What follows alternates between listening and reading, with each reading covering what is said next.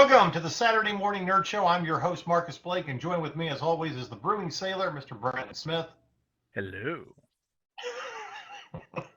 little seductive there. I like it. And from the Electric Jellyfish Podcast, Mr. Chad Womack. Yes, his number is 976 brew me. Actually, if you want, wouldn't it be to make it 7 digits? Wouldn't it be you brew me? You brew me, okay. Wow. Okay. Actually, I was just channeling my Sean Connery from Dragonheart when he comes out of the water and sees the sheep. Oh, hello. And by the way, we do want to tell our audience this is not a dating show, although it's quickly turning into, but whatever. You know, we got plenty to talk about in the nerd universe. All right. First things first, we're going to get some reviews out of the way, and then we're going to get to the main topic of tonight. And the question is, are we oversaturated with nerd entertainment now? Are we superheroed out? You know, why should we care anymore? So we're going to discuss that a little bit. But first things first, Chad, Wakanda Forever. What did you think? How did you grade it? I enjoyed it quite a bit. I was mainly curious as to how they were going to handle the elephant in the room. You know, how are we going to address the inevitable, absence of T'Challa? And they handled it about as well as I think they could handle it. I don't envy Coogler for what he had to accomplish, Right.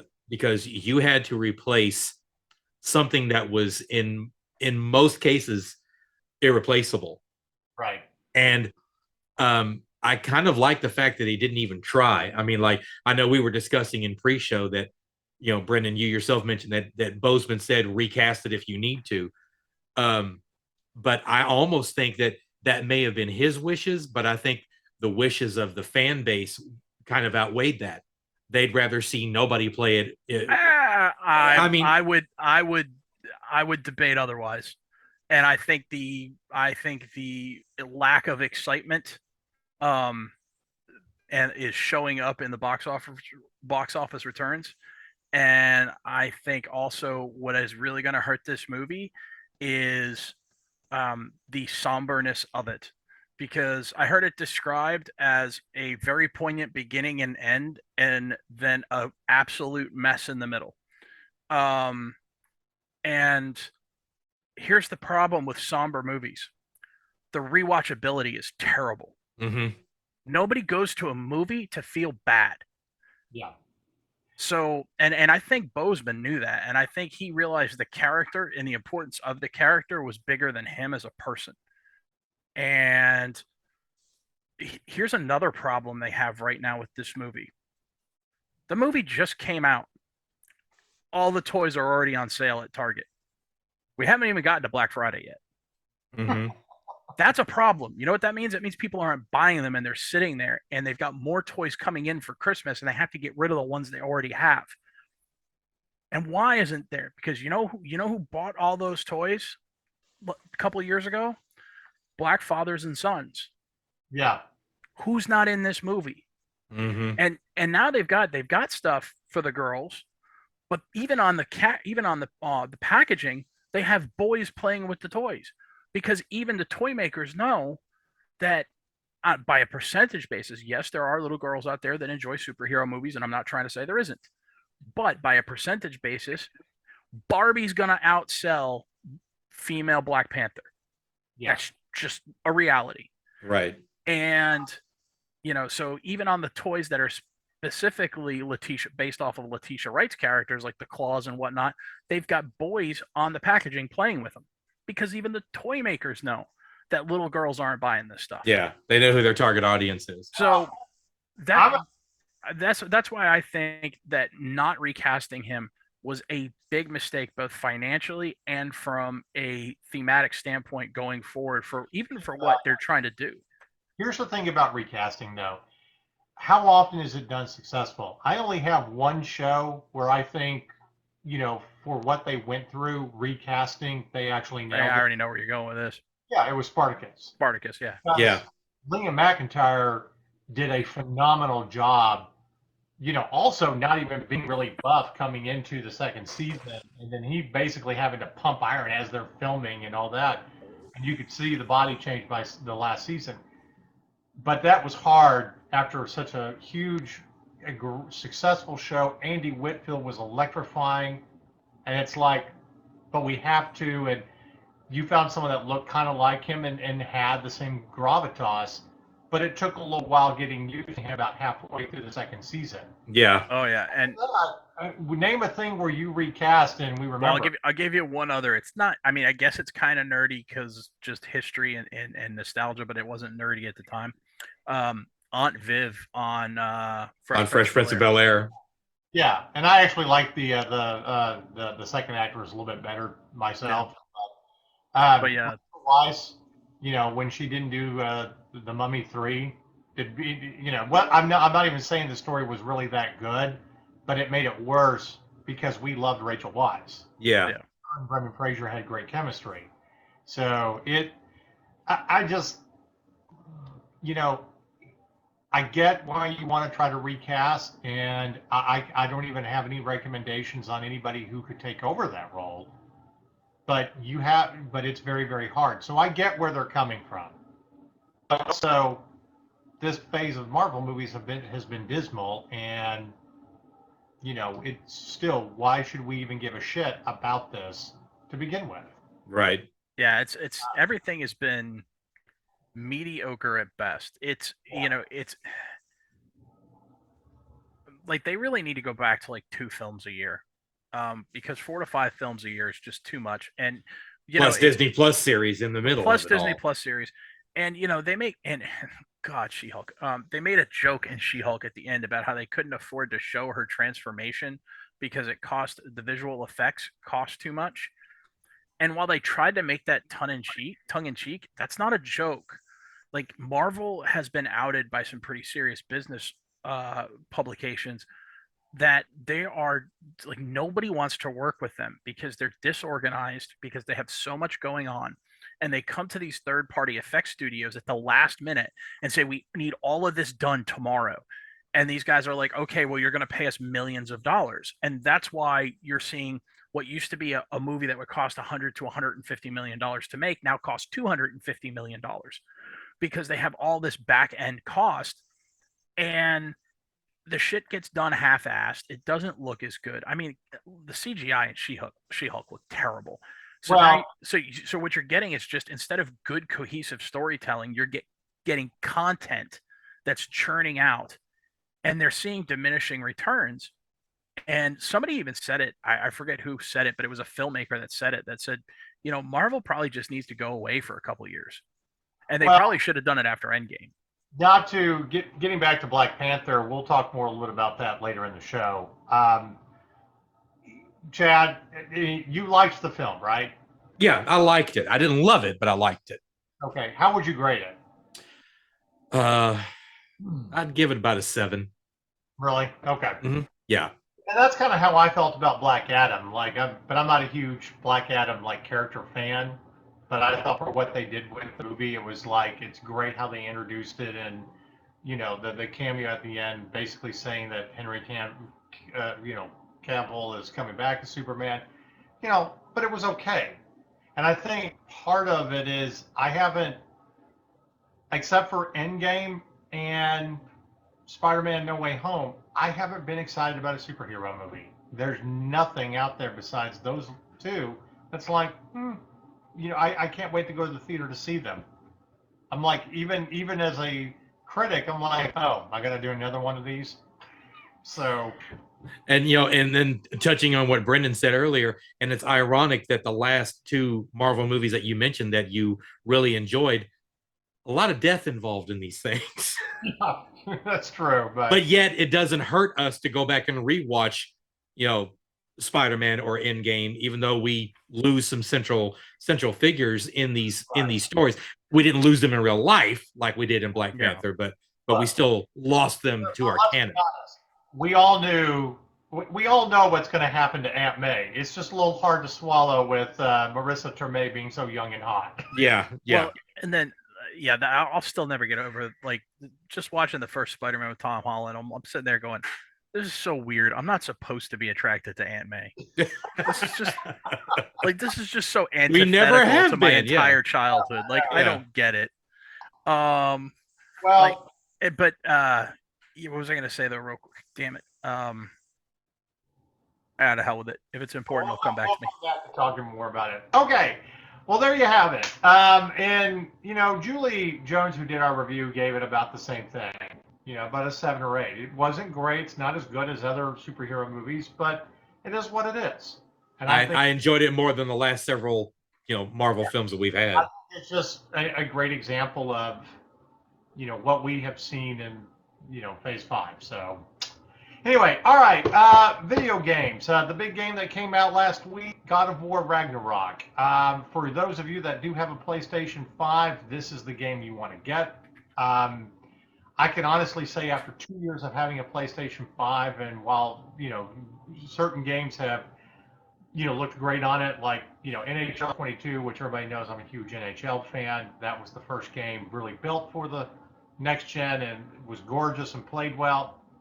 This game is absolutely stunning and worth the $70. I am not complete. I'm not all the way done with it. But I can honestly tell you that I will give it a 9. It is very much in the running for Game of the Year for me. A great continuation of the last God of War, being, in the North and dealing with Norse mythology, and, with his son. The big boss stuff has been kind of challenging. The only complaint I really have is I can't stand how you can't get through the cutscenes. You have to literally watch the cutscenes, and I'm like, I don't have that kind of time.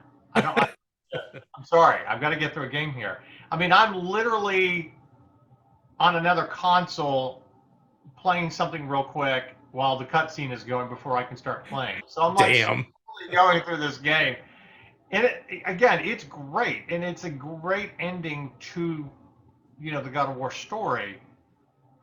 But I'm sorry, we don't. I know you're trying to make a cinematic masterpiece, and ever since Red Dead Redemption 2 and The Last of Us Part 2, it's like we want you to be in the story. Yeah, I'm here to play the story. No, that started with Metal Gear Solid 4. No, I get it, but again, you could also skip through shit. So So back when Metal Gear Solid 4 came out, there was a show on the Escapist called Unskippable, where they would kind of Mystery Science Theater 3000 cinematics, right? Video game cinematics. They did, when Metal Gear Solid 4 came out, they usually did one show per week. They did Metal Gear August. Oh my God. They did 4 weeks worth of Metal Gear Solid 4. And at the end of it, they were like, and folks, that was just Act 1 of this game. Jesus. We haven't even gotten to Act 2. Well, I had no desire to even go back to go and play Metal Gear from when I got back into playing games. I mean, I went straight to 5, and that was, and I heard all the shit about 4, and I'm like, I'm getting 5 just to see if I can skip through shit. Great video game reviewer named Ben Croshaw, goes by Yahtzee. He said that from the time I hit start to the time I engaged my first enemy, it was 26 cocking minutes. He goes, American sitcoms aren't that long. Yes. Someone once said that if a politician is someone who can say a lot without saying anything. If that's the case, then Hideo Kojima could start speaking at breakfast and be emperor of the universe by noon. Jesus. And I'm hit or miss on his games. I mean, Death Stranding, I get nope. it. But he is a video game artist. I will give him that. He is. It's just his art isn't always to my apt. Like all his games are extremely well done. It's not like you're getting a buggy Elder Scrolls game or a buggy Call. Everything's well done. Everything's technically proficient. But you got to know 2 things about his games. They're wordy as hell, and the story will be batshit crazy. Mm-hmm. Yeah, and I can appreciate that if you have the time that you want to do. But I'm not trying. Every game for me is not No Man's Sky. Okay? Here's how I appreciate Hideo Kojima games. I got to get through it. I wait for Scott or somebody else that I know that plays games, that likes his games, to play them and be like, hey, would I like this game? And then he gives me a yeah or a nay because he knows how I play. And then I play the game. Yeah. And then other than that, I just appreciate his work from afar. Kind of like looking at a painting in a museum. Yep, that's a very excellent video game. Looks great up on the wall. Well, I just, I get what they're trying to do. It's a swan song of a game. But I feel no desire to finish this in a week because I got stuff to do. I can't watch this cinematic masterpiece. If I'm going to watch all the cutscenes, I'll watch them all in order. I mean, I felt like the cutscenes of, Uncharted 2 and 3 were much better than the ridiculous movie they came out with earlier this year. But here's what for God of War fans, yes, get the game. Even if you're not a huge fan, it is. I'm glad they waited another year to finally release it. We needed a really great game because it's been such a dismal year in video games. But again, it just looks gorgeous. Now, here's my one gamer tip. When you're fighting a big boss and you're dodging, you got to dodge 3 times or roll 3 times before you can finally take a shot with the hammer or go after him. Because it takes 3 times to get away of their moves and them shooting you with whatever. 3, that's your tip. Roll 3 times. Word to the wise. All I know is, and I don't have a PS5 yet, so all I have to say about the state of gaming this year, because I didn't get Elden Ring because I'm just not a From Software guy. Like their games, I'm not their target audience. You're not a masochist. Yeah, their game. I heard it was a great game, and I heard it was the most approachable From Software game they've ever made. That's probably still too difficult for me because I suck at gaming.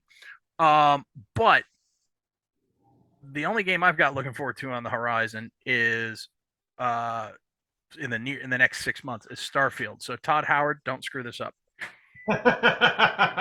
We'll see. Because other than that, I gotta wait until like next Christmas when something else comes out. I forget what else is coming out then, but well, I mean, next year is going to be a great year for gaming, and I'm glad that we're literally starting the year off with Hogwarts Legacy because that looks like absolutely amazing. We've got. It does look like they've done a very good job on it. Yeah, we've got the remake of Resident Evil 4, which is generally considered the best out of the bunch. I cannot wait to play that. You just got to understand with Hogwarts Legacy in my house, I'm not going to get to play that except when Erin can't get past the screen. And then she's gonna shove the controller in front of my face and just get me past this. And then once I gets her past it, she's gonna be like, all right, give me that back. I fully expect her to spend hours getting lost in the common rooms. Hey, and totally. No, that wasn't a knock. That was just a statement of fact. So I guess all 3 of us have our own marquee title that we're looking forward to. Marcus, you're looking forward to Hogwarts. Brendan, you're looking forward to Starfield, and I'm looking forward to Skull and Bones. Yeah, see, I'm so worried about Skull and Bones. I am too. But I love pirates, so I'm not as worried about it for the fact that they decided to, wait 6 months. Give it the extra time. Yeah, because my problems with that game, unfortunately, are at a design level that would take much longer than 6 months to fix. Like the whole crafting thing and how you have to chop down wood from your boat and you don't even get off your boat. I mean, we can hope. I'm cautiously optimistic, but I am looking forward to it. Same way I did Cyberpunk 2077. Beth and I did a review on it last year and talked about that game as it's not as bad as people complained about. It's just it took too many patches and months after the game got released to get there. And it's like after all the time you waited, you could have literally waited 6 more months, okay, to avoid all that. Like I go back and jump into it every now and again, and I'm like, this is a lot of fun. It's a Cyberpunk Grand Theft Auto. So, I mean, there's a lot of things that I'm very excited for, next year. The next Jedi Fallen Order, the new night. I don't think that's not coming next year. Yeah. Knights of the Old Republic remake, that's not coming next year because it got Aspire. The project got taken away from Aspire Games and it was given to another studio. That game is at the earliest Christmas 2024, and realistically, it's more likely 2025 or 2026. Well, that's actually what I was trying to get to is I was looking forward to it as we thought it was going to be released next year. But I'm honestly glad that I want one big Star Wars game every year. And I think that'll be a really great game to wait, for 2024. Well, so does Disney. Disney actually put a mandate to Lucasfilm Games. They want 2 Star Wars games a year, 1 AAA and 1 smaller game. Yeah. Which is why you now see 8 Star Wars games in development at various production houses. Whether or not any of them come to fruition, other than Jedi Fallen Order, which is an absolute shoo-in because of the first one. Actually, it's not. It's Jedi Survivor. Out of all of the big games that are coming out, and I'm very glad for Game Pass and stuff like that. I think there is one game that's going to take gaming by storm, and it's for the sports enthusiast. It's the new NCAA football. Even if it is literally a carbon copy of Madden and glitchy or whatever, it doesn't matter. It's the fact that you will. Yeah, because in the United States, that game's going to sell like hotcakes. Yeah. Like, especially on the West Coast and in the Bible Belt. Oh, my God. Or and not just the Bible, I should say West Coast, Bible Belt, and Ohio Valley. In those areas, even straight up through the middle of the country. Well, that game is going to just go like every kid on every college campus and every dude who just lives in a college town who never even went to that college, but he still gets shirtless and paints his chest up in the colors of that college every Saturday. They're all buying that game. Well, as they eventually get to expanding the college playoffs and having this game, it'll be very interesting to see what happens. I mean, we've talked about what we want with it, but from my gaming company, when we do events, I'm like, I'm already budgeted like 7 to 8 copies. And for those who maybe not have seen that episode where we talked about it, it basically comes down to this: if you don't have a creative school in that, create your own school, create your own team option in that, then EA is stupid. And well, we know EA is stupid, but just be a further evidence. Yeah. It'll be nice to finally get that game back and not just have to deal with Madden every year. I mean, I enjoy playing Madden, and we've had that discussion before, but you can skip every 2 or 3 years and just give me new DLC with a new roster and a new. Yeah. All I really need. Okay. This week's On the Apocalypse, we actually had a couple of things. The very first thing that we want to mention, because we haven't had a chance to talk about it, is Dear Netflix, I can't believe you screwed up one of the best fantasy shows by not listening to Henry Cavill and pushing him away. Speaking of recasting errors.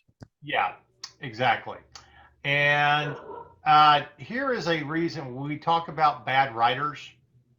Here's a good example. If you hire writers that don't like The Witcher or understand the literature or complain about everything, then you fucking fire them in an instant and move them to another project that's not going to piss off nerds.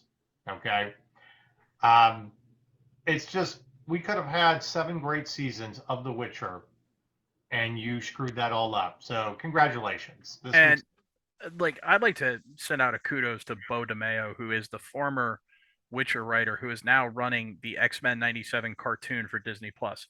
I was already excited about that because I watched the old X-Men cartoons, and now they're coming back, and they've got a guy who's like, my first rule on this was, are you a fan of the comics and are you a fan of the original cartoon?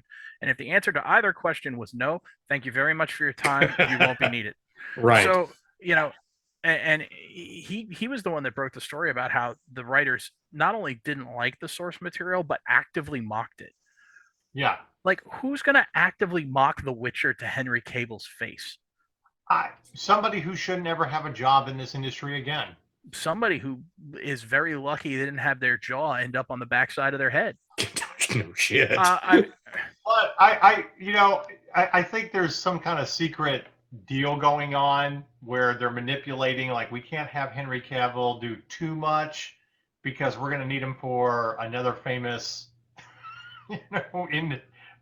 project. So I still think he's going to end up being the next James Bond. I don't care what the rumors are about Tom Hardy. I still think it's going to be Henry Cavill. But anyway, I disagree with you based on what Barbara Broccoli said. So, I mean, I don't know, but I will say this about The Witcher. We are professionals. Although I'm pretty sure, as the editor and producer, I will have to take one for the team on this when we get to season 4 and kind of go through it and be like. By the way, but as of 2 seconds ago, okay, go ahead. Season 3 will probably be the last time we actually get to enjoy it, and hopefully it'll be good. Hopefully, I don't know.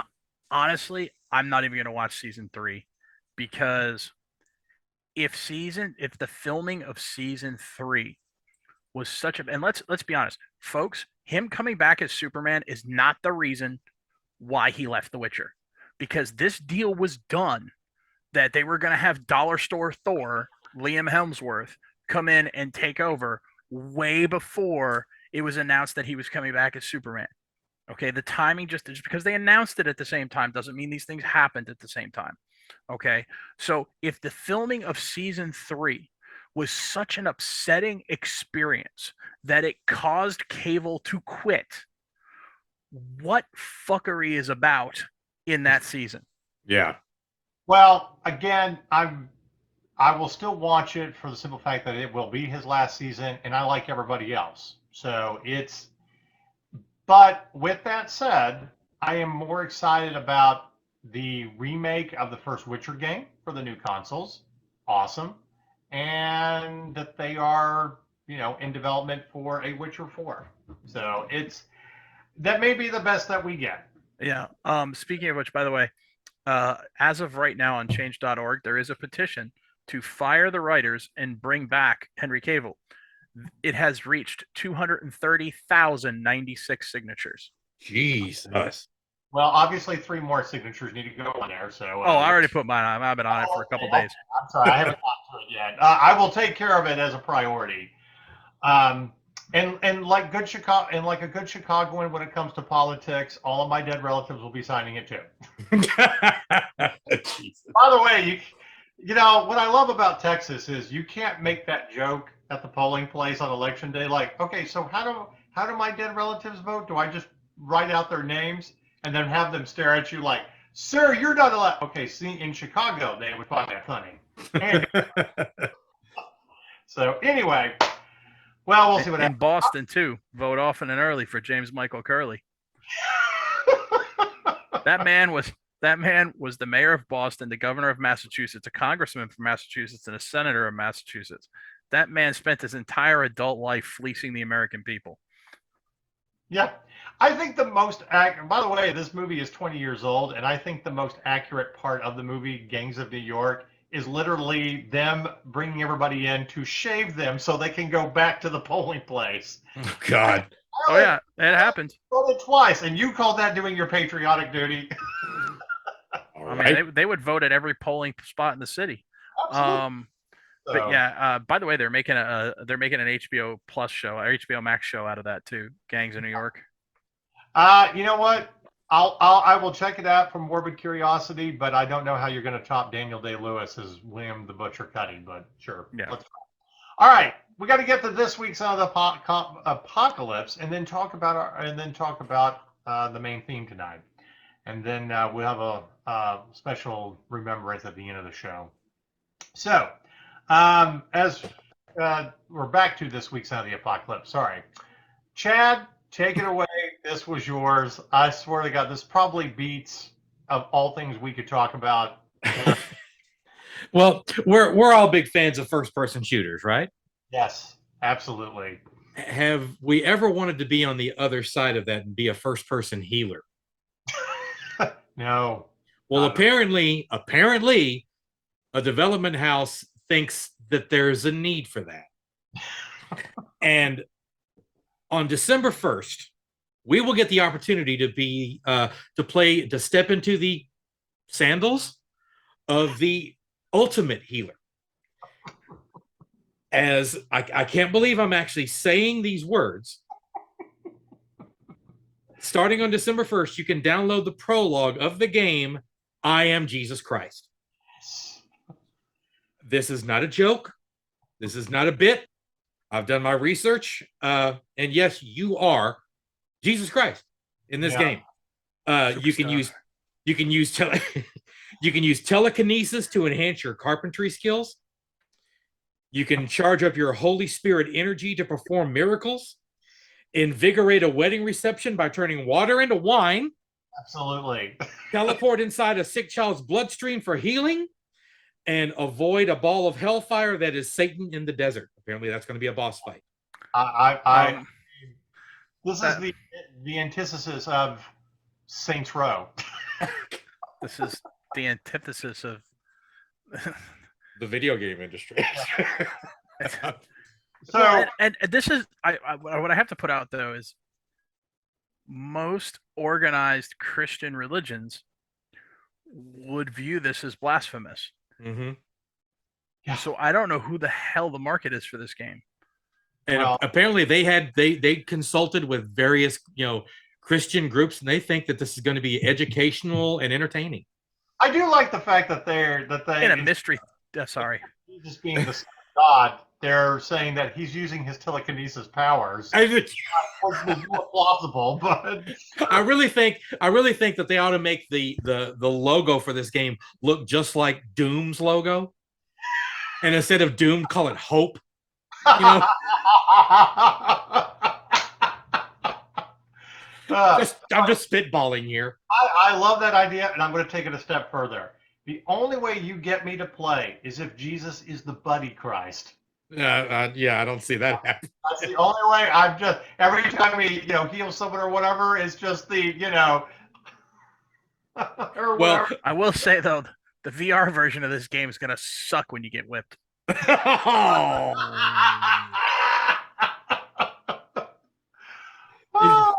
You think Oculus Rift is going to see a bump in sales during the scourging level? Only if people are into BDSM. No shit. Somebody's already mentioned that this game has ridiculously high meme potential. Oh God! And and by the way, when it comes to the Oculus, I can absolutely see this being the most popular video game in a German sex dungeon. Absolutely. God. I just.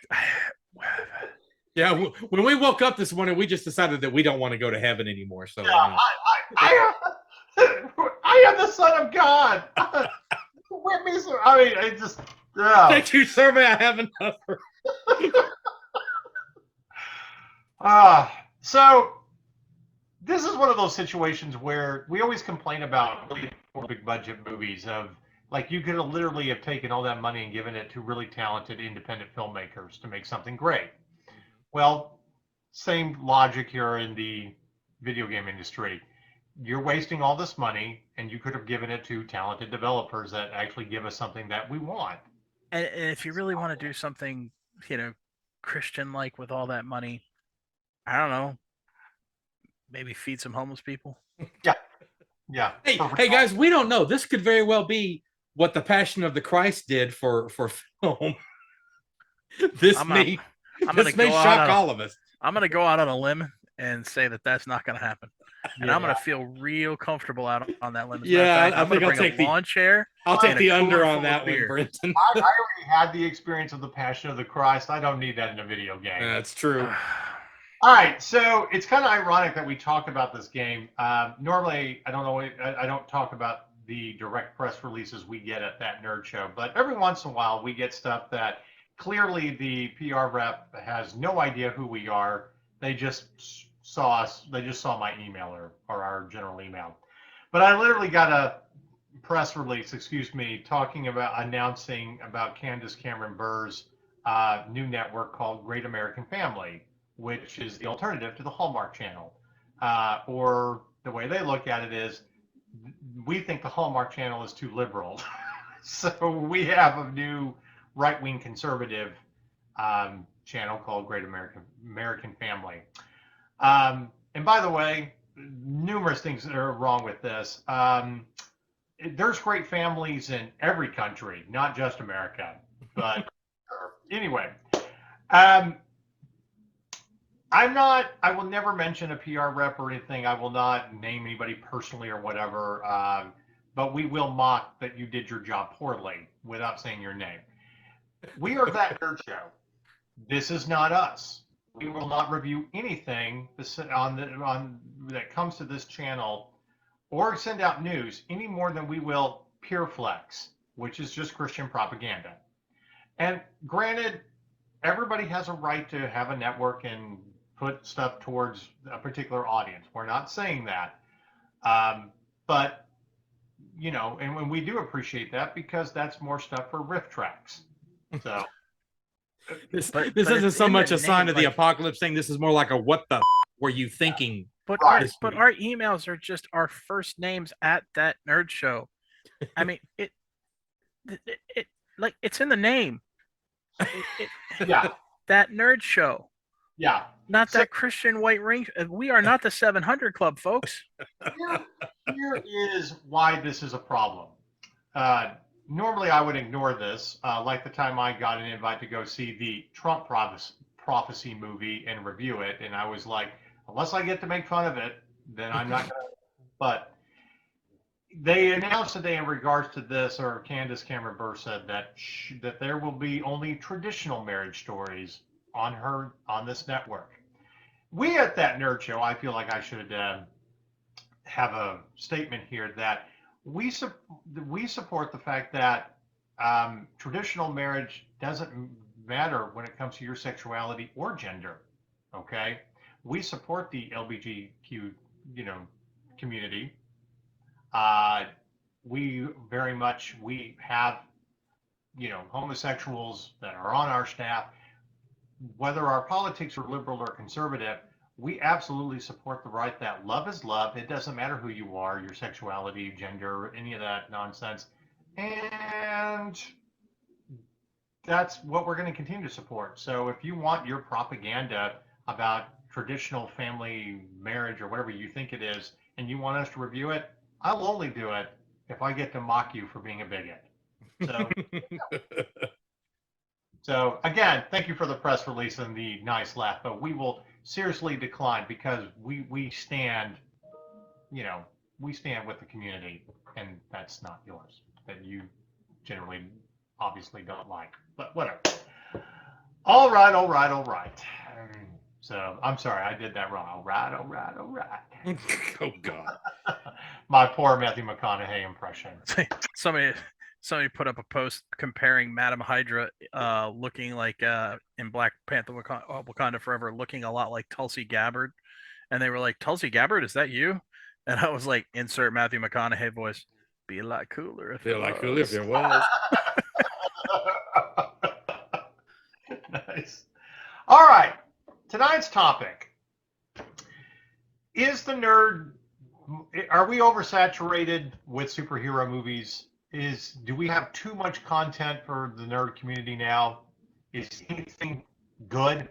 Can we get excited about anything? Because I think after over 30 Marvel films, DC films and everything, and what should be the golden age of nerdom, here we are, and we're not really that excited anymore. I mean, we talked about it at the beginning of the show. We're not really that excited, except for maybe a couple of things. Put it in perspective. There have been more Marvel movies in the last 15 years than there have been Bond movies in the last 60. Yeah. So, I mean, good point. We've gotten to the point where 4 or 5 superhero movies every year. With the launch of Disney Plus, we've gotten, Marvel series that connect to the movies. And we're not even getting into the Star Wars stuff yet. And, we have a love and hate relationship with that too. But I think to answer the question, of whether or not we're oversaturated, I think the answer is yes and no. I think you could probably cut it back by a quarter of what we currently have, a quarter of our current pace. And if they just focused on telling good stories again, instead of just churning out content, Quality over quantity. That is a you could thing. probably cut it in half and it would be better. Yeah. Because I just honestly, I haven't even watched it yet, but I'm probably going to, just because a bunch of people have been telling me it's actually really good family entertainment and it was well done, and that's Miss Marvel. Miss Marvel, from people that I trust, and because I haven't watched a lot of Phase 4 stuff just because I've been so like bleh about it, that Miss Marvel's the best thing they've got. And ironically, just like Andor, which outside of The Mandalorian is the best thing that Star Wars have, both of them are the most least watched projects that they have on Disney Plus. And I think that's because people are just so tired with watching mediocre crap that they don't want to bother to try to actually watch the stuff. So that's when actually they finally decent. produce, it's gotten to the point where only the diehards are left. Yeah. And so even though they're producing something good, and even though both Miss Marvel and Andor have good reviews, both critically and from fans, like these aren't getting review bombed. So, if you're getting good reviews on both and people still aren't showing up, that speaks to a much deeper problem. Look, I get that with Disney Plus, you've got to have content rolling out all the time to keep people coming back to your channel. That's fine. Okay, I get it. If you're buying a streaming package, the most affordable or cost effective is doing the Disney, Hulu, and ESPN bundle. Okay, we pay for the no commercials and pay the $20 a month. We also watch Hulu more than anything. Which is worth mentioning while we're on this topic. Did you see the announcement they made about what they're going to do with Andor over Thanksgiving weekend? Yes. They're dropping it everywhere. They're dropping it on ABC. They're dropping the first 2 episodes on ABC, Hulu, Freeform, yeah, everything. They are blitzing. They're blitzing just Andor trying all to over get the place. this show some attention. Mm-hmm. And Andor's got two problems against it. One, it's coming off the heels of Book of Boba Fett and Kenobi, which were varying degrees of yeah. And you also have the fact that while Andor is a very well written show, it is not traditional Star Wars space opera. Right. This is very much a John LeClaire novel set in the Star Wars universe. Yeah. Mm-hmm. And because of that, I think it's hurting it with the core audience because they're expecting space opera, they're expecting space fantasy, and this isn't that. This is a gritty, as realistic as you can get in a show with light speed, political spy drama. Well, here's another thing too. Again, something that we've also kind of talked about before. When you are constantly revisiting characters that you've grown up with, that's the problem with Star Wars. We need to be done with the Skywalker saga and all of these legacy characters and move on to other things.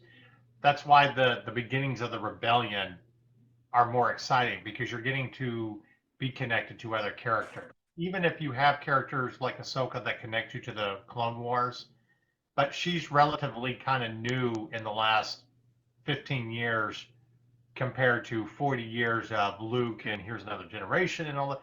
The only thing that we even really care about with Luke was the fact that you brought him in, so we finally get to see him as the hero we always wanted to see with The Mandalorian. And we'll probably get to see that again. But again, we need to move beyond characters, and we need to delve into characters that we're not familiar with. And that's the great thing about Andor is, yeah, you're kind of familiar with them. Okay. But not really. Yeah, you're not intimately familiar with them. Yeah, I'm going to take a differing opinion on that, but I'm going to let you finish and then. How much do we really know about, Mon Martha beyond what we have seen and stuff like that? And, having Genevieve O'Reilly and all the problems that she was facing leading up to the rebellion. Yeah. So you've got multiple stories going on that are all connecting. And it was easy to fall in love with all, the cast of Rebels, because here are more characters that are connected to characters that we've not, but it's a whole new bunch of characters that you can be connected with and fall in love with as part of the overall rebellion. Mm-hmm. So I just want to respond to that real quick, because I don't necessarily you need to get beyond the Skywalker saga. I mean, I agree there needs to be other stories. What I think needs to happen is you need to write good stories within the Skywalker saga, because we haven't had any. If you write a good story and it's based around Luke or Leia, and whether that's recast, deep fake, whatever you want to do, people will watch it because it's a good story. And if it's set, it's in the same space opera style. I think the reason why people are tired of the Skywalker saga is because everything that's been written in that time frame has been very divisive among the fan base. And it's not that the characters that the people are tired of, it's the bickering that people are tired of. And that problem could persist in any era. So the real issue is we need quality storytelling. Like one of the writers on Kenobi came out, and this dude should never write in another person's IP ever again, because he came out and said, I found the whole process of writing within the canon very restrictive, and it ruined the story, and it wasn't conducive to writing well. Dude, you need to shut the fuck up, because Timothy Zahn wrote within the canon. Alan Dean Foster wrote within the canon. Hell, I don't even like her, but Karen Travis respected the canon. All of these EU writers, and they were writing freaking novels, not 40-minute TV episodes where Obi-Wan wandered around looking lost for 38 minutes. Like, I don't disagree about the quality, okay? I think that's a given that you should write better quality than what we've got. And, that's the problem with Disney. We're just going to throw all of this at you, and you're going to like some, and some's not going to be well received, but you're going to get a lot of content that you've never had before. Oh, okay, fine. Yeah, be careful what you ask for. You don't have to do that. The bickering, yes, I get that, but you're also going to get people to disagree. Of course, there always is going to be. I just don't. I think you could write it in a way where there would be less of that. Look. The problem, I think, as much as I want a Luke Skywalker series, as I want to see Mara Jade and all that, I don't think anybody's going to get what they really want for two reasons. One, you built up what you think the character should be for 40 years, so you're bound to be disappointed on some level. And, the other point is, Kenobi, I don't think is a great example. It's a great example of it's divisive, but I know people that really love it and enjoyed what it was compared to those that were like, eh.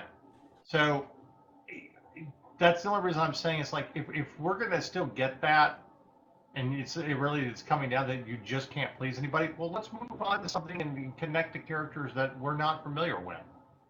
Now, don't get me wrong.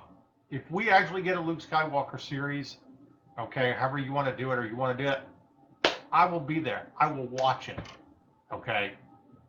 But I don't trust bringing in enough of the right people or it to be as good as what I can imagine it to be. And I say that as a fan, and I say that as a storyteller. So I think if Favreau and Filoni did an animated Luke Skywalker Academy, it would be a fantastic show. Yeah. And I think that's the way to do it, is animated. And you know what? Again, I don't disagree that you can make it, but my issue with Star Wars fans is that some of them are just entirely too rigid and want everything to be the original trilogy. And, if one thing is not good enough, you just go apeshit. And I'm like, none of it is the greatest thing in the universe. It's not the greatest storytelling. Okay. No, but again, I do disagree, just because look at The Mandalorian. The Mandalorian's not the greatest storytelling either. and it's not the original trilogy. But what it does is it pays homage to the same things the original trilogy does pay homage to. It's not the original. People don't want. This is one of the biggest misconceptions out there. Hardcore Star Wars fans do not want recreations of the trilogy. We already got that with The Force Awakens, and it sucked. Yeah. I mean, what we want are stories that pay attention to the same themes and the same inspirations that George had. And that's why The Mandalorian resonated with people well before they brought back Luke. That was just icing on a very tasty cake. But not every episode of The Mandalorian is a good episode. Oh, 100% agree. There are some that are just like, for example, Frog Lady on the Ice Planet. That was I mean, it was just a filler episode. And I usually skip it at this point. Yeah, so do I. 100% agree. If I watch anything, I watch the scene where Dave Filoni's and Rick Famuyiwa are X-Wing pilots. That's hilarious. Yeah. But that's it. You hope that people can aspire to write what you said, the same inspirations and the same style and all that. And yes, I agree about The Mandalorian and all that. But as much as I want to see Ahsoka as being this great epilogue to Rebels, I already have a bad feeling that somehow it's not going to measure up. But for me personally, I like it for what it is. I can enjoy all of it for what it is, even if some of it's not as good as my, favorite things. So, but that also gets to the point of, are we being oversaturated? And, we don't live in the day and age where we had to wait 3 years for a new Star Wars movie. Mm-hmm. We didn't get filler in between. I mean, it was a hard wait. And I mean, go back 20 years or longer of, oh my God, we got to wait 3 years till episode 2. And episode 2, it's like, it's like not really that kind of a movie, but a lot of action. It was half of a good movie. Yeah. And then we waited 3 years for Revenge of the Sith. Better, but still shitty dialogue. Yeah, it's still not quite there. Yeah.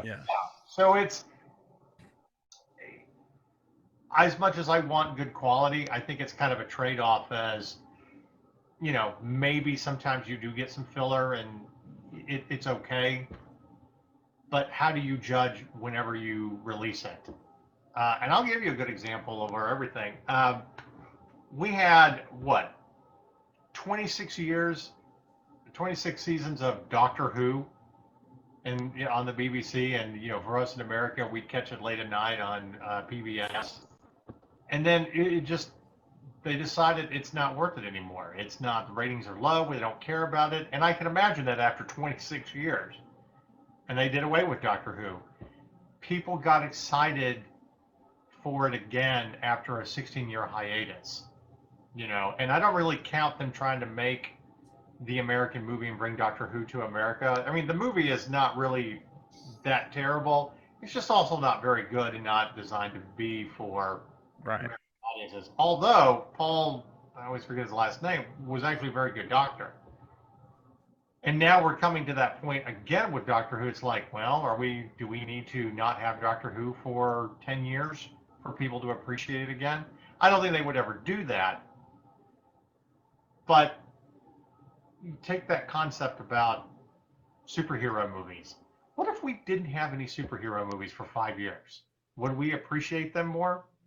I mean, if you look at everything from 2008, when we got the first Iron Man movie, to now, I mean, that's multiple superheroes. That's 15 years of our lives. Yeah. I think, yes, qualified with, we've got it, you have to pair that absence or that return with the same quality we were getting in early MCU, because I don't think there's any doubt that phase 1, phase 2, phase 3 are all far superior to phase 4. Oh God. So I don't think yes, I think it would help if they took a break, but we all know that's not going to happen because of the realistics of the business side of it. But I think if they just slowed down a touch, if they just throttled it back, ease up on the throttle. Yeah, exactly. did 2 to 3 movies a year and 2 shows a year on Disney Plus. Like seriously, if you do a 12 episode show, right? You could do 2 Marvel shows and 2 Star Wars shows and offset them every other quarter, and that's a new episode of television every week of the year. Yeah. But you also ease up the demand on both the writing and the directorial talent and the effects talent. And so you spread that out a little bit more, and you allow these guys to work without the proverbial gun to their head of, I've got to churn out, 60 damn episodes of television, in the next week. Well, let's look at it from a business standpoint. When companies look at, they judge what they're going to do per quarter. Mm-hmm. Okay. This is our overall plan this quarter. Okay. Football teams do the same thing. We judge it based on, these are our first 4 games. Okay. What did we do right? How are we going to adjust to the next 4? You break it up generally by quarters. And for you nerds out there that are not sports fans, yes, that's a metaphor for football. Anyway, if you focused all of that without trying to cram too much, I am absolutely agreeing with you. That gives us something great to look forward to every 3 months. And let's face it, time flies. I feel like I was just starting to put together our end of the year issue last year, and now I'm like, holy crap, I got to start thinking about that now. Yeah. I mean, if you did 2, like, think about this. If you did 2 Marvel movies, 1 Star Wars movie, and then you did 2 Marvel shows and 2 Star Wars shows, and then had a video game each come out that year, that would be less than what we're doing now by a lot.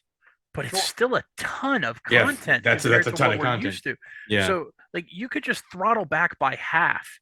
You could probably increase the quality because it's going to have such a ripple effect, because you're not going to have the writers aren't going to be under the gun, the production teams aren't going to be under the gun, the special effects houses aren't going to be under the gun. So you're going to reduce your budget. Your profitability is going to go up because your labor cost is going to go down, and you're going to be producing better content. So instead of having these movies that are a $400 million budget all in between production and marketing and need to make $800 million.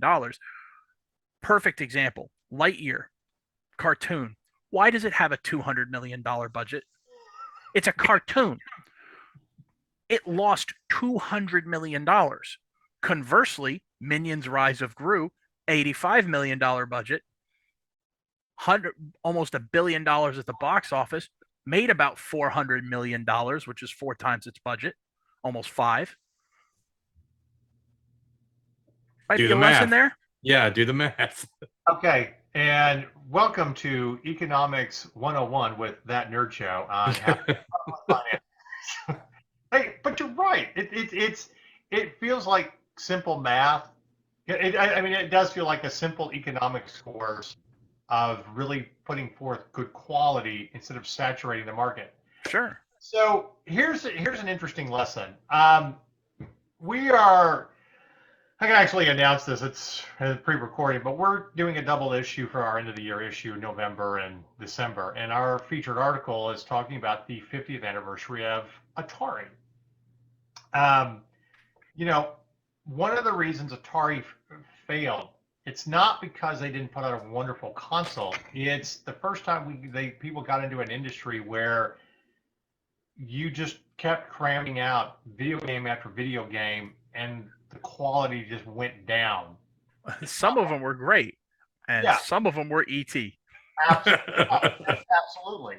But I mean, when you're trying to put together like 90 fucking video games in a year. Yeah. I mean, wasn't ET coded in like 48 hours? Like 6 weeks or something like that. Okay, I thought it was something ridiculous. Yeah. But you're also talking about dealing with third-party developers trying to get into the game. That's how Activision came and got invented when they broke off from Atari. Okay. Eventually, the industry was going to crash because you had too much. You burst the bubble. Okay. And you basically, the only thing that reinvented the gaming industry was the Famicom, which became Nintendo, finally came here to the U.S. And a little interesting fact is, Atari, Nintendo almost sold out to Atari before the great video game crash. That started in '83. What's the lesson?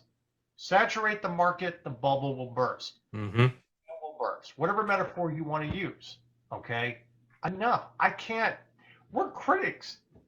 Okay? When you're taking the fun out of us going to see movies and being excited, where we're like, now it's work and I just don't care, then what's the point of, really, what's the point? Well, the hell with being a critic. We're also fans. Yeah. And I'm sorry, but if I have to have a constant, the specter of FOMO always looming over my shoulder if I don't watch every episode of Hawkeye and Miss Marvel, and then you've lost me. You've completely fucking lost me. If it's almost like it's an obligation now, rather than just I'm watching this to be entertained. I feel like if I don't watch every single Disney Plus show, every single freaking Marvel product that gets put out there, 3 movies from now, I'm going back, what the fuck are they talking about? I'm like, oh, that was something that happened back in the Eternals. Oh, I'd rather freaking, bathe in my own waste than sit through that friggin' movie. But obviously there's a major plot point that I'm not going to understand in Blade, give me a break.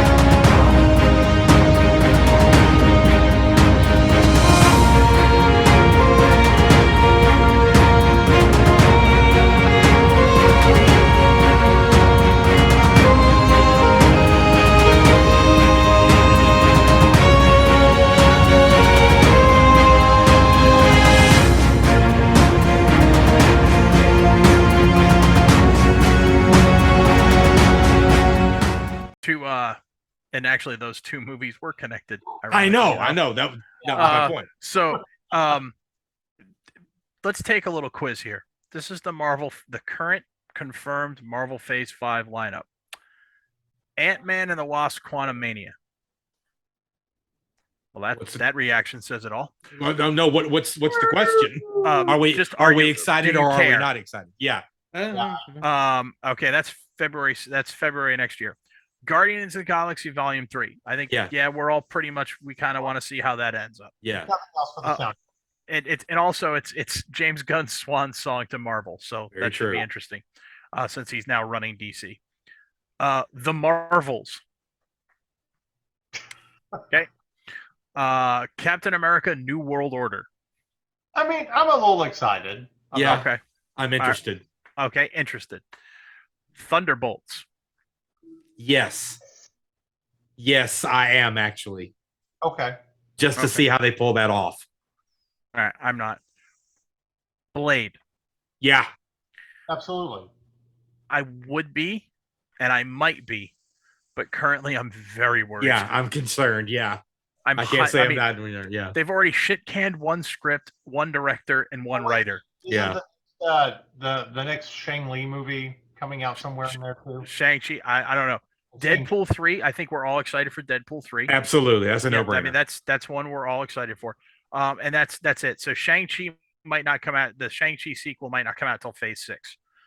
So yeah. Didn't they give the official The Wreckage of Time? Shang-Chi and the Wreckage of Time. Yeah, let's see what Phase 6 is. Let's see. Well, the only thing they have listed here. Okay, so this might be out of date, so I don't know. But yeah, so yeah, that's where we're kind of at. And then, but by the way, in Phase 5, you also have, to our point, The Secret Invasion Show, The Echo Show, Loki Season 2, Ironheart Season 1, Agatha and the Coven of Chaos, Daredevil Born Again. Ugh. And by the way, I will be watching Daredevil Born Again instead of playing the video game I Am Jesus. Yeah. Okay, here's the Phase 6 slate: Deadpool 3, Fantastic Four, Avengers: The Kang Dynasty, and Avengers: Secret Wars. Yeah. Yeah. That's the confirmed so Yeah, far. it's a confirmed theatrical slate. Yeah. So somewhere in there, Shang-Chi is going to be in there, and Yeah. Right. I feel like I feel like this should be the next 10 years of our life, type thing. I mean, I feel like by the time this is all said and done, Chad should be collecting Social Security. Shove it up your ass. Like, my point is, don't saturate it all within 3 fucking years here. Okay. like, and of the television shows, I think the only ones I care about are the first one and the last one: Secret Invasion and Daredevil. Yeah. Because I'm in on Loki though. I mean, I'll watch it, but I don't care. I still haven't gotten to Mrs. Marvel. I mean, Allison, our assistant editor, said it was great and did a review on it. But to my point, I'm like, I don't care. I have no desire. There is like, so much Echo. stuff. Does anybody care about Echo? Not one whit. Not one Does stinking anybody whit. care about Ironheart? Kinda. Yeah. Once you see Black Panther, you will. The only Echo I care about is Echo 3, a Special Forces series that's coming to Apple Plus, which we have screeners for. Or if Sega's working on a new Echo the Dolphin. Yeah. So, I mean, this is just Marvel. This is everything under Disney. We're not even talking about what we have to do with DC. And you know that they're going to start rolling out more once James Gunn, officially starts and takes over.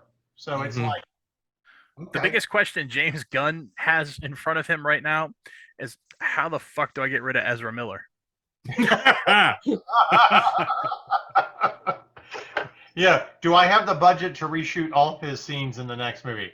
Did they officially take that movie off the release slate? No. Oh no. That's that movie. They have to release that. They can't afford not to, because they spent $200 million on it, and they just did a shit ton of reshoots, which means that movie's budget's probably topping $300 million right now.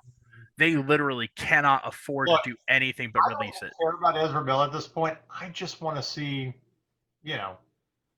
Look, you've got it's the Flashpoint, right? You've got the easiest fix possible. At the end of that movie, you just release it with Ezra and pray it makes enough to at least, cover some of the expenses.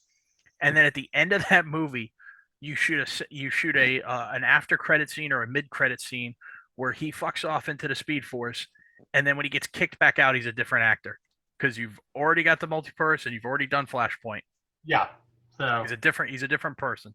And honestly, just bring in Gustin from the show. Just bring in Gustin. No, I like Grant Gustin, but he's had his time, and there's somebody out there that I think deserves a second chance at a superhero who would do very well to redeem the character, and I think he would fit the character of Barry Allen extremely well.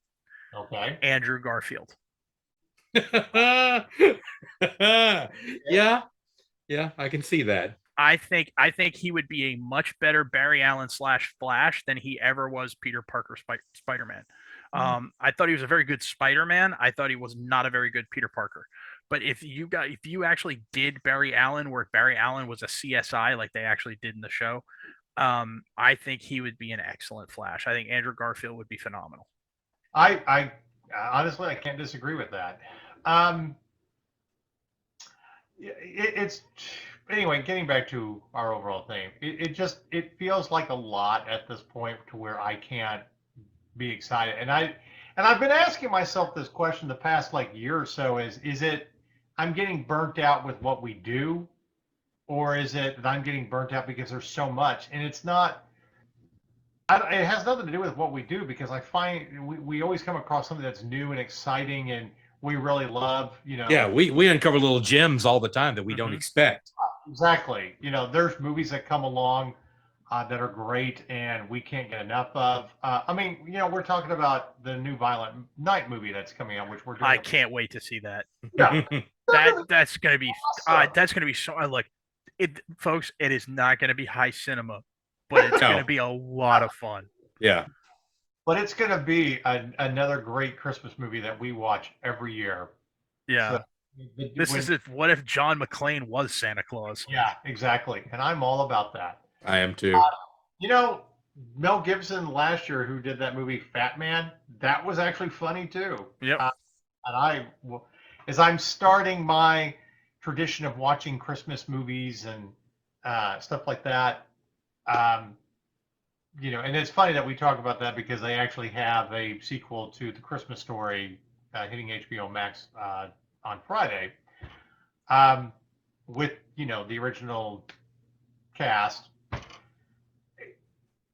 There's just certain movies that you watch kind of once a year, they never get old type of thing. You don't feel oversaturated even though you've seen it 1,000 times. Most of these superhero movies, a lot of the Marvel movies, I mean, I actually started kind of going back and watching some of them, and then I get to like one or two, I'm like, I just can't do it again. You know what? Here's something I want to broach to you guys, because I think I really think they might have hit on something with this, and I think they can use it to alleviate some of these issues. Did you guys watch Werewolf by Night? Oh yeah. Okay, that was really, really good. Now, in a similar vein, it's not nerdy at all, but they spent about $40 million on Hocus Pocus 2, and that's been the most successful thing they've had on freaking Disney Plus. So, and now we've got the Christmas special coming up, which anything named the Christmas special in Nerds News is, the Guardians of the Galaxy Christmas special, but anything named the Christmas special in Nerd World is instantly gives us, nightmares of early 1980s network television. And not just for Star Wars. There were many Christmas specials that were terrible in the early 80s. But obviously Star Wars being the most infamous. But if that does even remotely well, and you take the success of Hocus Pocus 2, the success of Werewolf by Night, and then the success of that, I think you will see a lot more. They could use those to back off on the seasons of the shows, and space them out a little bit more, and also space out the big productions. You could do a lot of movie of the week type movies that are going to have that are more story centric, less budget heavy, and I think would fill in the gaps of the Marvel universe between the big movies that would kind of, like we were talking about earlier, Marcus, that you brought up that big 3-year gap between Star Wars movies. If you had these little self-contained stories that plugged into the MCU that were cost effective, did a very high rate of return, and were quality written stories, I think that is something that Marvel and Star Wars can key on in the future and go forward and be very successful with. Right. And you know what? Very well. I mean, we'll see, what happens, but you've got to give me more anticipation for stuff. That's all I'm saying. It's just because, especially if it's going to be mediocre, because in the past, if you gave me something mediocre, at least it was still fun. The Edward Norton Hulk movie, that's mediocre, but it was a way to introduce him into the Marvel universe. And it was a hell of a lot better than the Eric Bana one. God. Which is a shame, because I like Eric Bana, and I thought he made a very good Bruce. They had a great cast. I definitely would have loved to see Sam Elliott back as and Jennifer Connelly. Yes. Ang Lee, you wasted that cast. I know you're a great director, but that wasn't it. You can make your artsy movies, like Brokeback Mountain, but leave nerd properties alone. There's just certain things that you shouldn't touch. Like directors, this is not your forte. Okay. I don't want to see Martin Scorsese directing Star Wars. Yeah, I was actually going to say the same thing. And now, granted, to Martin Scorsese's everlasting credit, he wouldn't touch it. Right. Because he knows his wheelhouse and what he's good at. He's going to direct The Irishman and Godfather. God bless him. So, but anyway, it's time to kind of take it back a little bit, because you are throwing too much to the hardcore fans. Now, for new fans, maybe that's what your audience is. Maybe you're trying to make it more visual because they're not actually going back and reading comics and haven't grown up with it. Sure. I get that, but I just sometimes the wait is a little bit better. Anyway, so we'll see what happens. Maybe they'll take about to cut it back a little bit. Probably not. Still not excited about the Acolyte Star Wars series.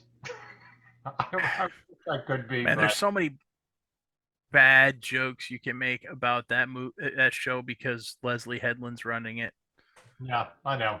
I mean, we're gonna watch it, but again, just really not that excited about it. Until you start getting back to the Old Republic, I mean, outside of the Mandalorian and wrapping that up. Honestly, you know what so if they do, so you know how they just did the Tales of the Jedi, the little anthology. Yes. Name one, if they did a Tales of series, name one character or group of characters you guys would like to see in the next Tales of. Like from Star Wars or anything? Yes, from Star Wars. So. Well, if you're not going to get a series about, honest to God, though, this would be a good way to see Palpatine as an apprentice. Okay, so Tales of the Sith. Yeah. I mean, I feel like there's not enough we know about them. I mean, we're still kind of, going back and seeing characters. And by the way, I mean, Count Dooku, badass. And I understand his reasoning of leaving the Jedi and why he did what he did. He isn't a complete traitor. I mean, you understand what's driving him. And he feels sorrow when he kills Yaddle. Yeah. But Yaddle was an idiot in that scene, by the way. She should have. Well, I'm not disagreeing with that. I'm just saying that he's not fully into the dark side and evil or anything. He hasn't completely given up the Jedi way, but he disagrees where the Council had gone the same way Qui-Gon Jinn did, and they were right to kind of disagree. But I think if you had Tales of the Sith, so we better understood where who these characters that we've heard about are and how they got to where they were, that would be amazing. All right, Chad, what's your Tales of? And then I'll tell you mine. Well, I gotta agree with Marcus. I want to go deeper down that rabbit hole. I mean, if we're going to do a Jedi one, we may as well do a Sith one. So mine is going to be Tales of the Bounty Hunters, but narrated by Hondo Ohnaka. All the stories I could tell, so many of them true. Well, yeah, you know what? Let me amend that. I still love, and I've seen this floated out there with fan theories of the Lando series. Yeah. Of have it be, Billy D sitting down. Oh, that's not fan theories. That's my theory. I dropped it day one when they announced it 2 years ago at D+. I said, all I want from that show, because I know it can't be focused on Billy because he's 100 million years old. Right. But I just want Billy, I want the show to open up in a very swanky bar on Corellia. Mm-hmm. Okay. Lando, you see Lando Calrissian and Billy D. Williams, and he's sitting there sipping on a Corellian ale. Maybe it's a Colt 45. I don't know. And a HoloNet journalist sits across from him, and he's dictating his memoirs, Interview with a Vampire style. And he starts off the series by saying, "Have I ever told you about my little maneuver at the Battle of Tanab?" And then we jump to then they do the Donald Glover. The screen pans down to the black table. The black table fades into space. Then the traditional Star Wars, waterfall down to the Falcon before Lando lost it, or whatever his one is right after whatever his new ship is after he lost the Falcon to Han. I'm just going to say it too. Of all the Star Wars content you keep throwing out there, you know what? I want another couple movies of Han Solo, Iden, and Donald Glover. I mean, give us the two that you were supposed to, even if they go to Disney Plus, because they were fun. The first one was a fun movie. I hated what Kathleen Kennedy said about that a couple months ago. Oh. She was like, "Well, we learned our lesson about recasting legacy characters with Solo. That is not why Solo failed, you lion sack." Solo failed because The Last Jedi pissed off half the fan base and nobody fucking went to go see it. Mm-hmm. Yep. Because it came out 6 months later. Yeah, exactly. Look, I get it, but I still blame the fans more on that. It's like, I get your hatred of that movie. Yeah, you can blame the fans for that because the fans stayed away because of The Last Jedi, and you released the film 6 months after the last. Talk about needing a break. They released it 6 months after a movie that split the fan base right down the middle. Of course, only half the fans showed up. It would have been better at Christmas after a year. I get it. Yeah. And it would have been better if you had let Lord and Miller stay on as directors. Yeah. Well, that's another thing that Kennedy's. I mean, all right. I've got to get something off my chest. Uh-oh. About 2 weeks ago, a rumor hit the Hollywood trades. It was reported by Matthew Baloney of Puck that Disney had told Kathleen Kennedy to shut up and stop leaking Star Wars movie projects. Almost a day later, she leaks another one. This one with Damon Lindelof, and it's the best kept secret in Hollywood. And everybody's like, oh, good, another bad reboot fucking guy is doing Star Wars. Another movie that won't be made. Then a couple of days later, there's another one with the Stranger Things guys gets leaked to the Hollywood trades. Okay, so this is a direct response from Kennedy to the first leak. This is just all internal politics. Okay, here's my problem with this. Weiss and Benohoff had a trilogy, never going to happen. Rian Johnson supposedly was going to get a trilogy, keep saying it's going to happen, it's never going to happen. It's never going to happen. I guarantee you it never happens. Taika Waititi. Yeah, Patty Jenkins. Oh, it's going to release next year. Oh, now it's not even filming. It's on the back burner. Taika Waititi. Oh, it's going to come out December 2024. 2 weeks later, Taika says, I haven't even written it. Kevin Feige is talking about, I'm going to do a Star Wars movie. I've even got this writer. The writer's like, yeah, we're almost done writing the story. A week later, and the same thing, she talks about Taika Waititi coming out in 2024. She's like, oh, we'd love to do something with Kevin, but nothing set in stone. It's gotten to the point 15 years ago, if you had announced that a Star Wars movie was in development, the fandom would have gone nuts. Yeah. We have now gotten to the point where when you announce a Star Wars movie is in development, it's an actual joke. Yeah, it's a punchline. Look, we don't believe it anymore. Yeah, I think at the end of the day, it comes down to one important fact, and I think all fans can agree. She's an evil cunt that needs to go. Yeah. And honestly, I think for better or worse, Indy 5 is her swan song. I think she's going to be allowed to retire. They'll give her a nice look. Because, look, they don't frog march. She's not, for fans who want this, you are never going to get Kathleen Kennedy doing the Cersei shame walk. No. Cersei Lannister shame walk. That's not going to happen. She's not getting frog marched out the front of Lucasfilm Studios, okay? No, she's got a golden parachute. She's got a golden parachute. She's way too powerful. She's way too connected. Frank Marshall's her husband. She's best friends with Spielberg. That's not going to happen. What's going to happen is she's going to be giving a almost like a professor emeritus deal. She's going to have producer credits and executive producer credits. She's going to get a lifetime achievement award. They're going to thank her for her years of dedicated service, and then somebody else is going to be put in charge. Well, and this is where we insert Kanye into a Jewish conspiracy, because he's crazy enough and stupid enough to say it out loud. Mm-hmm. We don't actually believe in that. I'm still kind of laughing at Dave Chappelle talking about the fact that there are things you can think, and then there are things you can't say out loud. Yeah. And then you lose $1.5 billion in a day. And just because Twitter is the Wild West now doesn't mean you should go to Twitter. Oh my God, we could do a whole show on this week's Son of the Apocalypse just about Twitter right about now, but we won't. All right.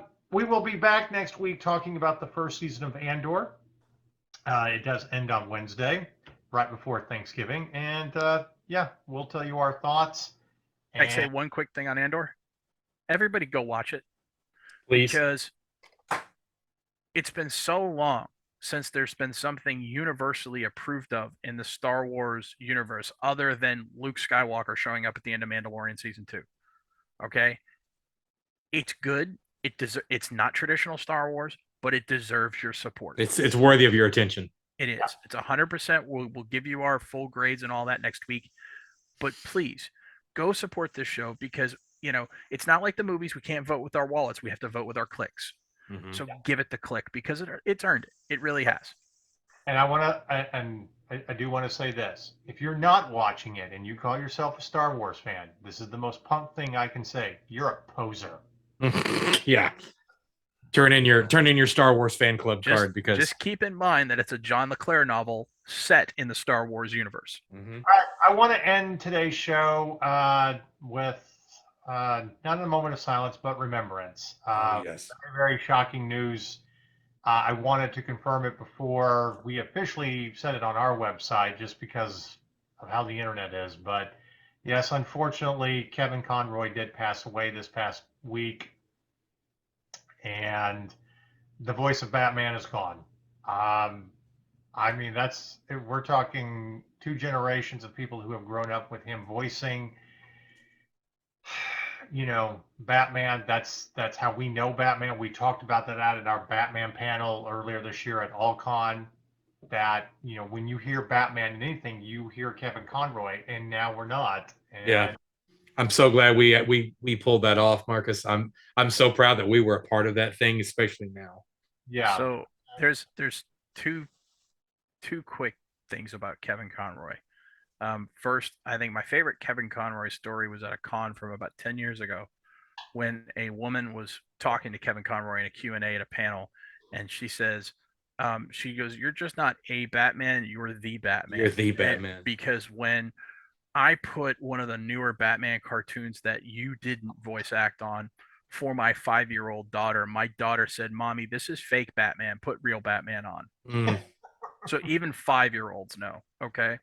The other thing I wanted to say is how creepy was it that he passed away a week after or days after Gotham Knights came out, and Gotham Knights deals with the death of Batman.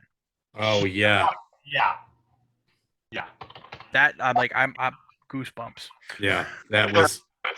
Spoiler if you haven't played the game. I like the game very much though for what it is. I still think it's a great Game Pass game, but at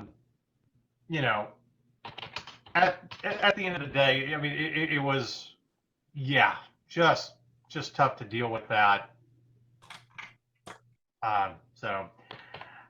What's interesting too is we forget that Kevin Conroy, did have an acting career. I mean, he's been around for like 40 years,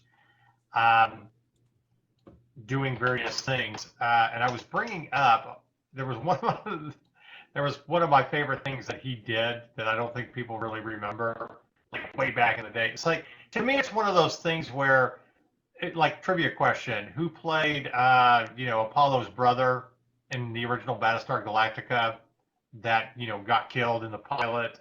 And most people were like, who are you talking about? It's like, what famous rock star? And you're like, yeah. Star. And it's like, yeah, Rick Springfield. Rick Springfield. So, I mean, well, and then when you think back as to who he was roommates with in college, to me, that's the real kicker there, is who he roomed with in college.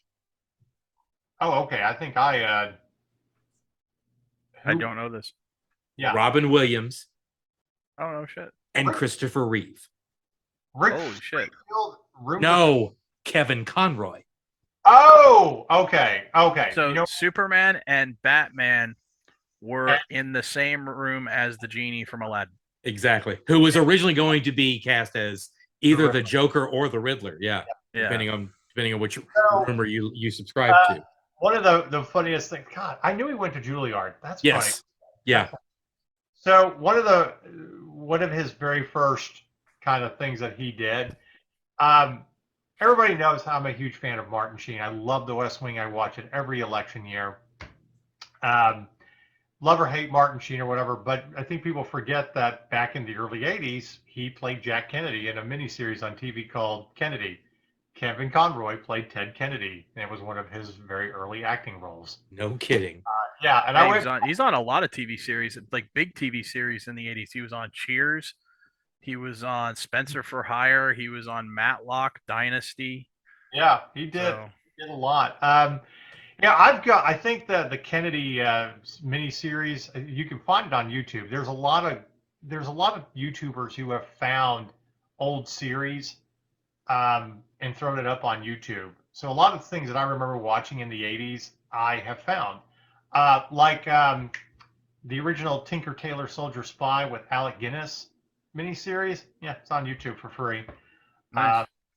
One of the quick kind of funny story about another actor who died, the Bourne Identity miniseries from the 80s, the one that's actually based off the legitimate book and not rearranged into anything like with the Matt Damon thing. That was my biggest complaint about the movie. It's like, the only thing you got right was Treadstone and 2 character names. Everything else is.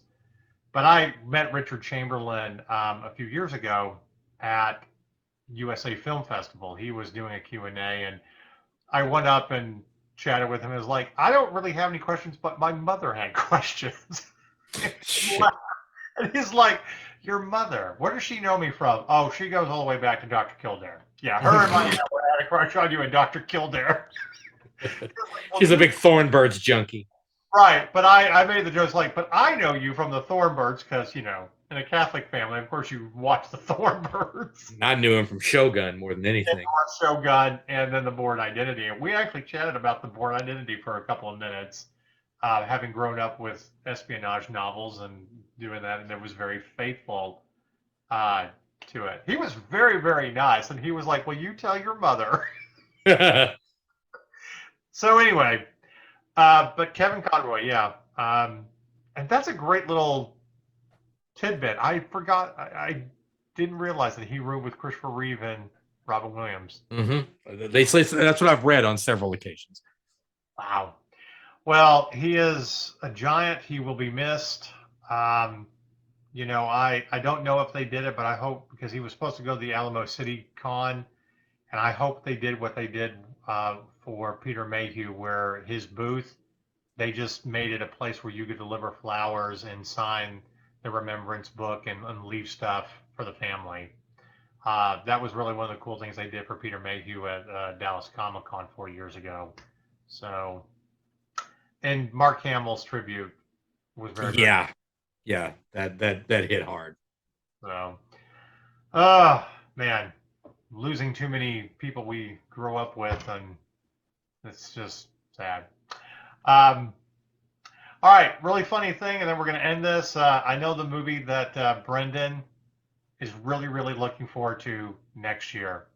It's going to be the one movie that he cannot wait to see, besides Deadpool 3, whenever that comes out. 80 for Brady, about the 4 older women who are Tom Brady fans and go to the Super Bowl, starring Jane Fonda. What? No, it's a real thing. I didn't even realize this movie was coming until I got a press release about it. I'm like, what the fuck is this movie? And I read the story about like 4 grandmothers, childhood friends who grew up together, who love football and were enamored with Tom Brady, and they went to the Super Bowl in 2017 and got to meet Brady. And he's getting into movie production now and whatever. Or at least he's supposed to once he finally does decide to retire. But they made this movie with Jane Fonda. He's got to replace that Giselle money somehow. Exactly. Sally Field, Jane Fonda, Rita Moreno, and Lily Tomlin. Yes. Yikes. I'm gonna pass on that one. Yeah. Throw Harry Hamlin and Sarah Gilbert in for good measure, and I'm thinking no. So I just want to say, if a movie can come out, have you guys seen the still of Brendan Fraser in The Whale? Mm-hmm. Yeah. Okay, just that still of his head. Is it just me, or does he not look just the headshot? Because I know there's going to be a lot of them underneath because he's playing a very large man. But just the headshot. Doesn't he look just like Rodney Dangerfield? Now I want Brendan Fraser to do a biopic of Rodney Dangerfield. We have a press screening of The Whale in a couple of weeks, and I'm actually really looking forward to it. I've always been a huge fan of his. He has made some incredible movies, some very fun, cheesy movies. And he is one of those that I would really love to sit down and interview, because I think he generally, loves his fans, but hasn't realized how much he's adored. Yeah, how much his fans love him. Yeah. I know he got out of like a terrible marriage and raked over the coals with alimony and shit like that. So it's kind of like the second coming. I mean, I don't think I've ever seen a terrible Brendan Fraser movie. Some are really not that good, but they're fun. But I don't think there's ever been one where I'm like, this is just a shitty ass movie that I'll never watch again. So, and that is a topic for another time where we have to talk about Brendan Fraser movies. Has he ever made a bad movie? So, all right. We'll be back next week talking about season 1 of Andor, what we loved about it, and giving you our final grades before we take a break for Thanksgiving. But let us know your thoughts. Is this an oversaturated nerd market? Is it too much? Is it time to take a break? We'll see. You can tweet us out at That Nerd Show. Find us online. You can also send us a letter to the editor at editor@thatnerdshow.com. Not press releases for the Great American Family Network. unless you're sending us preview copies of I Am Jesus Christ. Those about PureFlex too, and I'm like, God, stop. I don't know. I interviewed a writer to join us a few years ago who got really mad and called us narrow-minded because we wouldn't review PureFlex movies, and I'm like, I respect your religion. We cater to everybody, not Christian propaganda. Yeah. And she was like, fuck you. Well, that was very Christian of her. That's very Christian of her, yeah. It's like it's just not our, like, yes. It's nerd. That's not nerd stuff. It's in the name. Yeah. I keep saying this. I told her, I love the fact that you're showing tolerance. Demonstrating love and tolerance, just like the Bible says. Anyway. All right, everybody. It's time to say goodbye. Goodbye. Bye, everybody.